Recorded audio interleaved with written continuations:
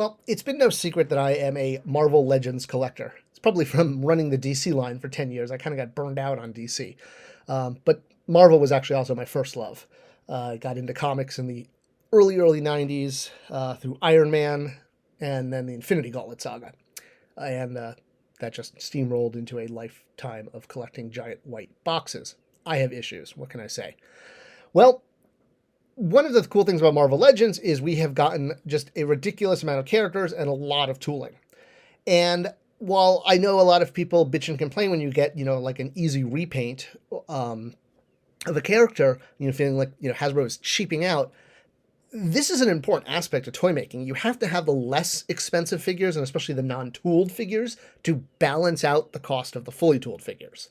If you fully tooled everything, you'd go broke. It's a dance. It's a very delicate art, if you will, being able to successfully do that. I mean, it's why when I ran the Masters of the Universe Classics line, we didn't make Ram Man until like year 3 or 4. He was a fully tooled figure. We could only afford like 1 or 2 fully tooled figures per year. And I mean, hell, the first year we had to build all the bucks that was actually fully tooled. I'm on a total tangent. All right.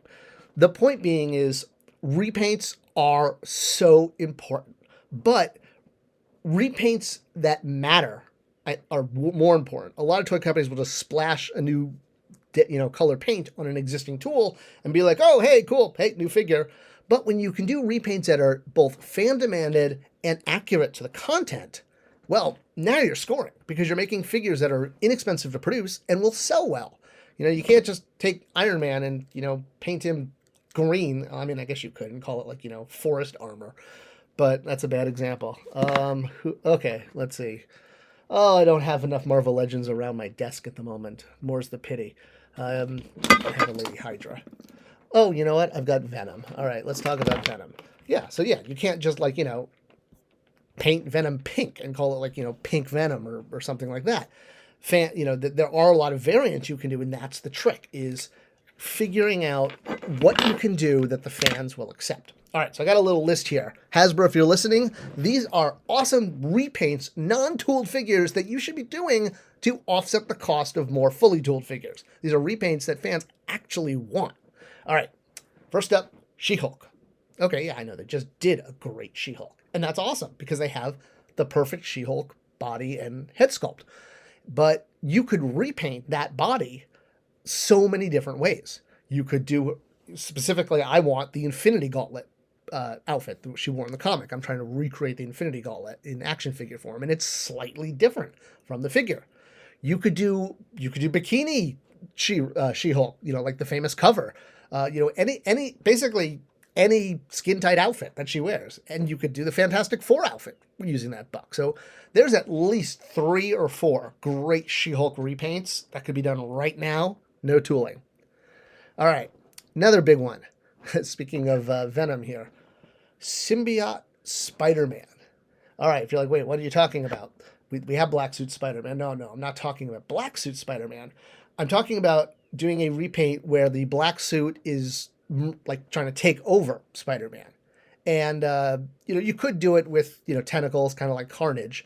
But if you look at the way like Toy Biz and the way Entertainment Earth did their pinmate of this, it's just a repaint. It's an existing Spider-Man body, half painted black. And I think that's pretty badass. And there's precedent for this. And, again, especially Toy Biz did it. So easy repaint, make it happen. All right. Cyclops. We've gotten a lot of Cyclops from the X-Men.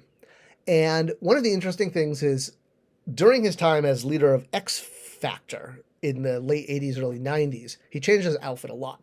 And in particular, the last 2 outfits he wore are straight repaints. It's the blue and white outfit and the blue and yellow outfit. Both of them have sort of the Jim Lee head, which is an existing piece. And yeah, obviously Hasbro has, the Vulcan body, standard male body. And both of these X-Factor outfits for Cyclops are really unique because not only are they cheap to do because they're repaints and they don't have any, tool or, sculpting detail, but Hasbro hasn't done, if you will, the Jim Lee head on a different costume. They've done him with the skull cap for 2 X Factor figures, but they haven't done the without the skull cap. So they've got the tool for the skull capless head. So just pop it on a body and paint it like X Factor, and boom. All right. Next up, let's see. Oh, civilian Logan. All right, so we've gotten like Logan in a couple packs with cowboy hats. We got the one versus Sabretooth, but we haven't gotten a mass release. And honestly, the Days of Future Past Wolverine works perfectly. You just pop on an existing Logan head, and boom, you have a great civilian Logan. And Logan is one of the very, very, very, very few superheroes that actually sells in his civilian form. I mean, you might think, yeah, Peter Parker, Clark Kent, or Bruce Wayne, but they don't fight as in their alternate identity. Logan fights without his Wolverine costume on. So take advantage of that. Let's get a single carded awesome civilian Logan, and we don't need the cowboy hat. Just give us the existing Logan face sculpts, and you reuse that Days of Future Past body. That's what I did. See this image here. All right, let's see. Got my list here. Sin Eater. Oh, this is a good one. So Sin Eater was a Spider-Man villain in the late 80s, and he was the impetus behind Eddie Brock becoming Venom. It was the Sin Eater story that Spider-Man proved Brock wrong, and that's what made him go crazy. Sin Eater could be done so easily with existing. I don't even think you need to tool ahead because we've got plenty of masked heads. You just paint the eyes. So all the parts absolutely exist to make this sort of quintessential, important Spider-Man villain, especially for the effect he had on Venom's origin. All right, let's see. Ooh, here's a good one. 90s Black Widow, when she wore the gray outfit. They did a version of this where she had a jacket and a jetpack. It was exclusive to Walmart, I think. But honestly, the Black Widow I want, the one that was, again, featured in the Infinity Gauntlet comic, only for a couple panels. She didn't actually fight in the Thanos battle, but she saved some people from a burning building, and she's wearing the all-gray outfit with the black spider emblem and short cropped red hair. All those parts exist. That body, you could just use the, the Black Widow body, the new highly articulated female body. So, boom. Fan-demanded, easy to do, repaint. Green Shorts Jubilee. Yeah, we've got a great Jubilee sculpt, and fans have wanted another version. Just paint her shorts green like she had in her early appearances, and boom, you've got a free, non-tooled Jubilee. All right, my last two. Well, I'll start with Morph. All right, so you're probably going to say, well, wait a minute, there is a Morph figure, and there's another one on the way. So the Morph figure that was put out, one had scribe lines, which I just can't stand when they have those, the cell shading. It just drives me crazy. If I want shading on a figure, I will point a light at it. That's what lights do. They create shadow. I don't need paint to do that. While I was able to scrape most of it off with nail polish remover, there's still some on there. And this actually isn't quite, this is, Morph did wear the jacket, the sort of the Cyclops jacket from in the animated series, but more so he just wore his suit. And that's actually how the Toy Biz figure was. It was just him in the suit. And it came with 3 different alternate heads, Cyclops, Wolverine, and Evil Morph. So that's what I'd like to see as a single carded figure. Again, all the parts exist, and recreating that Toy Biz version of Morph and show accurate would be great.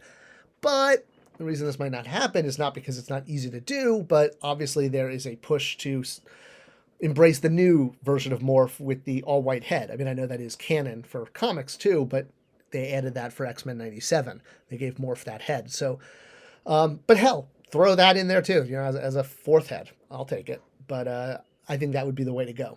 All right, and last one, and you probably saw this one coming, Spot. Spot is starring or is the villain in 2 giant blockbuster animated Spider-Man movies, and we still don't have a Marvel Legends for this guy. I mean, that there it is. That comic. Whoops. There we go. That one there that I'm pointing at. That was my very first Spider-Man comic, and yeah, Spot right there on the cover just blew my mind. I was like, wow, that's such a cool looking villain. He can portal everywhere, and it could be done with 0 tooling. So, Juan Soto made me an amazing custom figure using actually Morph's head from the Age of Apocalypse Morph. But again, much like Sin Eater, there's plenty of, just blank face heads, I mean, Zero, but I don't think he has any features. He doesn't have a nose. Either way, the parts exist. So the chance to make Spot, more demanded than ever. He's in the public knowledge, the zeitgeist, and he could be a non-tooled figure, Hasbro. Make it happen. All right. So that's my list of fan-demanded easy repaints, not just random repaints for repaint's sake. What do you guys think? If I missed any obvious ones, please, let's talk about them in the comments. Let's get a bigger list going, and maybe Hasbro will put out some of these easy-to-do, inexpensive figures that are necessary for us to get the more expensive figures. Everybody wins. All right, thanks for watching. Thanks for sharing, and I'll see you guys in the next video.